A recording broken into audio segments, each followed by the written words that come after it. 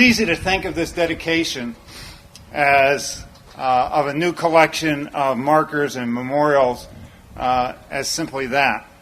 It is that, of course, and probably so, but it is far more than that, in fact. I ask you today to think about this effort, this event, in a different way. This event is part of an inexorable, inevitable, and indispensable process of change. A change in how we see and understand our past, not by not seeing less of it, as has been our wont in the past, but by seeing more of our past. In terms of public history and in terms of the Civil War, what we have witnessed in our lifetime, in my lifetime, in your lifetime, is the equivalent of taking a pair of binoculars. You know how you look through them and they zoom in? But if you ever turn them around and look through the other way, they zoom out. And in that broader picture, it's easier for more of us to find our place in that story. We, of course, still see sites like this one through the lens of the individual as human stories. But ever more, we see sites like these through the lens of our national experience. And when we do, we see, as I said, how more of us fit in to that experience. The work of public history, and that is what we are doing today, the work of public history is like a mirror. Sometimes, when you get up in the morning, you look in the mirror, sometimes you really like what you see. You go off to work inspired and energetic, and history is the same way. Sometimes we look in that mirror, our national mirror, and what we see is thrilling and uplifting and inspiring and humbling. We can see in our past sometimes triumphant struggle, astonishing progress, places of quiet and beauty and grandeur, and like this one, courage. For those of us who work in the business of history and preservation, it is a great joy to send people away inspired and excited. We do it every day. It's good. It's essential. But how many times when you look in the mirror in the morning, not everything's as you wish it were. You know, the hair's amiss, we look tired, worried, a little bit worn from the previous night's activities. And when we see that, what do? Well, some of us look away, of course. But most of us try to fix what we see. We comb our hair. Next time we go a little easier on the tequila the night before. We try to fix what we see in the mirror that seems amiss. Now, history's mirror can sometimes be unflattering too. We see a past rife with injustice and inequity and pointless violence. We see a present often framed by willful ignorance about our past. We see history appropriated and misrepresented. These are difficult things. Now, it is beyond the ability of public historians to fix these things. But it is the job of public historians and communities like this to hold up the mirror so people can see. And so they inevitably, hopefully, will begin the work of fixing what they see themselves. My experience is that most people, like I think most of you, when they look in that historical mirror, they consider what they see and they work to fix it. They work to understand how our past has shaped our present, and they determine to act. So a look in the mirror doesn't always make us feel better. Sometimes it does. But a look in the mirror almost always makes us better in some way. Now, the dedication of this marker and these exhibits expands our view of not just the community's past, but our nation's past. What happened here mattered to the nation, not just to Culpeper County. And it expands our view of these events in essential ways. It is impossible to overstate how profound the sight must have been on May 5th, 1864, as the men of the United States colored troops marched into Culpeper County. It was certainly profound for these men. Some of them had been enslaved here. Probably 2/3 of them had been enslaved somewhere.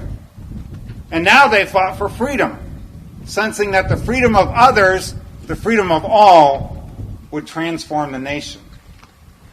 Their presence here reflected in a momentous change in this nation's relationship with the institution of slavery. In many ways, enslaved people fleeing bondage helped force that change. People whose names were not recorded and we don't even know, but by the thousands, they left farms and plantations in Culpeper and Spotsylvania and Orange County, and they entered the lines of any Union army or detachment they could find and presented themselves to the country as free people and said to the nation, "What are you going to do with us now?" Thousands and thousands of people escaping bondage and challenging this nation to answer that question, challenging this nation to be better. Their act forced this nation to make a choice between oppression and slavery and freedom. And 75 years after its founding, the United States of America, for the first time, chose freedom. Here on these roads and on these grounds, some of these former bondmen in blue uniforms came and they undertook the work of an army. That they did represents an effort, an achievement of astounding courage. Now, understanding triumphs and achievements also requires us to look back and understand the obstacles too. And so history isn't always, that mirror isn't always easy to look into. These men of color in blue, faced racism and discrimination within the Union Army itself. They faced a federal government that determined to pay them less than their white counterparts in the same army. They often got inferior equipment. White soldiers often viewed them not as warriors, but as laborers, and oftentimes the government used them as such. They faced threats from their enemies, unlike any white soldiers had to consider. In early 1863, President Jefferson Davis declared the Emancipation Proclamation, Confederate President Jefferson Davis, declared the Emancipation Proclamation the most execrable measure in the history of guilty man. And he threatened that USCTs would be executed or sent back into slavery if they were captured. Months later, the Confederate Congress passed a resolution stating that white officers of black regiments would be put to death, and I quote, or otherwise punished for servile insurrection. And indeed, the United States colored troops marching into Culpeper were part of what was, and can properly be stated, the largest slave insurrection, and one of the largest slave insurrections in the history of the world. But despite all this, more than 180,000 men of color enlisted in the United States Army, about 10% of all soldiers, and more than 40,000 of them would die. The Confederates mobilized their federal government to counter what they saw as this threat. And so these threats by the Confederates, how are they met?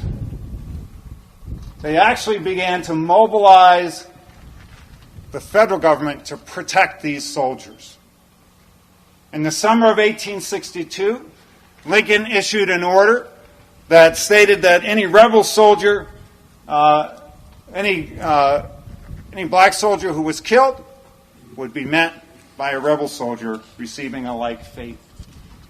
And when the Confederate government declared that it would not exchange as prisoners soldiers of color, as had been the tradition in the war up to that time, usually if you were captured prior to 1863, you were promptly exchanged back and forth and went back into the other lines, able to serve once you were properly paroled and exchanged. When the Confederates said, "We will not exchange black soldiers," Abraham Lincoln said, "Well then, we will not exchange any soldiers." And so the horrors of Andersonville and Elmira and Point Lookout and Salisbury are a direct outgrowth of federal policy intended to respond to the Confederacy's unwillingness to exchange African American troops as prisoners. But despite all of this, still the men of color in blue came. Now you've heard the story. They crossed the Rapidan. It was a warm May that year. They crossed the Rapidan River at Kelly's Ford and marched through this part of Culpeper County. It was a warm day. Some of them fell behind, and at least 3 of them were captured somewhere near here. And the diary entry from the soldier who records this, a Confederate soldier who records this, is stunningly laconic. "We captured 3 Negro soldiers, the first we had seen," he wrote. "They were taken out on the side of the road and shot, and their bodies left there." That's it. That is the sum total of what we know about this event. But we know enough to understand its import. These types of dangers were present always for the USCT. And that fact magnifies their achievement. We need to understand the obstacles to understand the triumph. In the coming months, the United States colored troops would see battle. They would suffer indignities at the hands of brother soldiers in blue on occasion. They would suffer atrocities at the hands of their enemies. But slowly, by service and by accomplishment, they started turning minds. Not long after the USCTs had joined the Army here in Virginia, one Union officer reflected, he said, "I have a more elevated opinion of their abilities than I have ever had before. I do know that many of them are vastly the superiors of those who would condemn them to a life of brutal degradation." A 6th Corps soldier marching towards Spotsylvania passed black troops, and he said, "There is a great change of feeling in this army towards them, and I hear nothing but kind and cheering words toward them." That was not universal, but it was an idea that was growing. Now, the ultimate success of the USCT in Virginia was no antidote to deeply rooted racism in our nation, of course, but it represents a major step forward. The service of the USCT was essential in establishing African Americans as countrymen in the eyes of many who had long refused to see them as fellow Americans. The church here, Ebenezer, that rose after the war, the success of the Madden family in this neighborhood, now lending its name to this site, these and 1,000 other institutions, grew out of the war and grew out of the service of the USCT. The efforts of the United States colored troops and those who followed uplifted America in absolutely essential ways. And so today, we celebrate this small expansion of the mirror that reflects our history back upon us. We see in that mirror a story of courage and perseverance and accomplishment that can't help but inspire us. We see also dark contempt that serves as a cautionary tale that clearly reflects the nexus between ignorance and injustice. The USCTs were essential agents of that change. And by gathering here today and shining light on this story, so too are all of you.